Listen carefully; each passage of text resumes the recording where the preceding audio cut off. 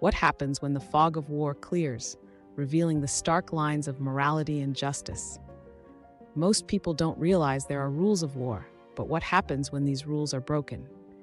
This is the true story of Vadim SHISHIMARIN, a 22-year-old Russian soldier, and Alexander Shelipov, a 62-year-old Ukrainian man, whose stories became intertwined forever.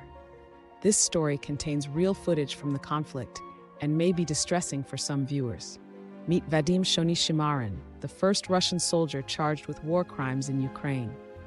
Vadim was born in Russia on the 17th of October 2000. At the time of the invasion of Ukraine by Russian forces, Vadim was a sergeant in the 13th Guards Tank Regiment of the Russian Army's 4th Guards Tank Division. In the months before the start of the war, Alexander was deployed on a training exercise on the border of Russia and the Ukraine. He wasn't to know this was the stage for a full invasion of Ukraine. Alexander Shelipov was a retired bodyguard who resided in a small town within Ukraine with his wife Katerina. He had served in the Soviet Army as a young man. On the 24th of February 2022, Russian forces invaded Ukraine as part of a Russian-described special military operation. This would be the largest attack on a European country since World War II. Vadim was deployed into Ukraine on the first day of the war. On the third night of the invasion, Vadim and his tank group were camped in a forest. When a member of Vadim's group wandered from the camp for unknown reasons, this person stepped on a stun grenade, which made a loud noise. Another Russian tank group camped only hundreds of meters away, heard the noise, and thought they were under attack. They responded with gunfire in the direction of the noise and Vadim's tank group. It took some time before they realized they were not under attack by Ukrainian forces. Several people were wounded as a result of the incident. When the morning came, Vadim and his group realized they needed to evacuate the injured. On the 28th February, they formed a convoy of 2 tanks, medical vehicles, and supply truck to evacuate the men to Russia. The convoy was attacked by Ukrainian soldiers, including Vadim's tank.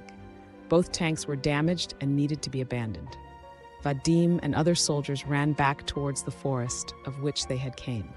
On the way to the forest, they came upon a Volkswagen Passat being driven by a Ukrainian citizen. They fired on the vehicle, causing the driver to leave the car. Vadim and 5 other soldiers entered the vehicle and drove from the location. As they fired at the car, they damaged one of the front tires. This caused the tire to very quickly deflate. The group were forced to drive with a flat tire in the direction of Russia. As they passed through the small town of Chupakhovka, about 200 miles east of Kiev, they feared locals would report them to the Ukrainian forces. About 11 a.m., they saw Alexander Shelipov riding a push bike and talking on the phone. We now know he was talking with a friend. Vadim was still in the vehicle as they passed through the village.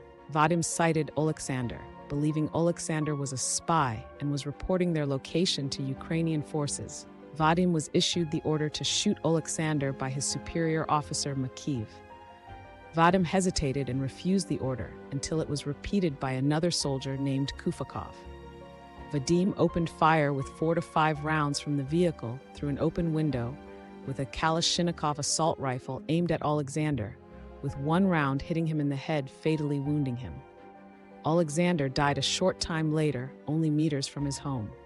His wife returned home from gathering water from a nearby well and discovered her husband deceased. The incident was allegedly captured on video. Vadim and the other Russian soldiers fled the scene. At the next village, the Russian soldiers were ambushed.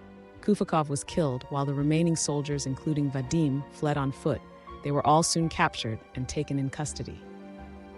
Makiv and other soldiers were later returned to Russia as part of a prisoner exchange with Ukraine, while Vadim was charged with premeditated murder and violating the laws and customs of war. On the 18th May 2022, Vadim pleaded guilty to fatally shooting Alexander, but not to the charge of murder or war crimes. On May 22, 2022, he was sentenced to life imprisonment. An appeal was lodged soon after, and his sentence was reduced to 15 years in prison.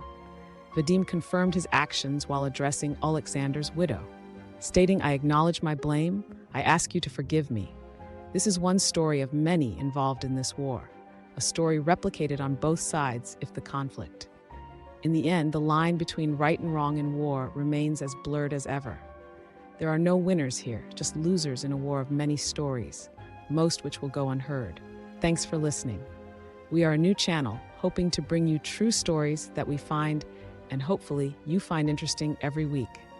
We would love a like and subscribe, and feel free to share.